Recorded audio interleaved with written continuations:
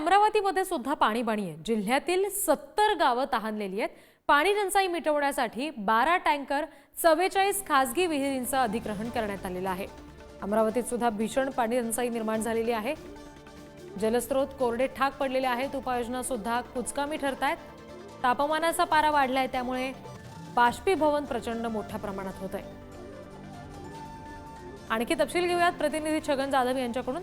छगन, आता ही जी भीषण पाणी टंचाई अमरावती समोर उभी राहिलेली आहे, काय नेमक्या उपाययोजना या भागामध्ये केल्या जात आहेत? रिधी तापमानाचा पारा वाढलेला आहे, 43च्या पार तापमान गेलेलं आहे आणि त्यामुळे आता अमरावतीमध्ये पाणी टंचाई भीषण प्रमाणात जाणवू लागलेली आहे। जवळपास 70 गावं तहानलेली आहेत आणि त्यामुळे आता खासगी विहिरींचं देखील अधिग्रहण करण्यात आलेलं आहे। अमरावतीमधून जे प्रकल्पाच्या जलस्रोतातून बाष्पीभवन जे आहे ते वाढलेलं आहे, त्यामुळे पाणी टंचाई जी आहे ती जाणवू लागलेली आहे। येत्या काळात देखील ही पाणी टंचाईची समस्या तीव्र होऊ शकते, त्यामुळे आता विहिरीचं देखील अधिग्रहण करण्यात आलेलं आहे। यासोबतच कुपनलिका असतील आणि मेळघाट सारख्या या भीषण भागांमध्ये जर बघितलं तर टँकरनं देखील विहिरींमध्ये पाणी सोडण्यात येत आहे।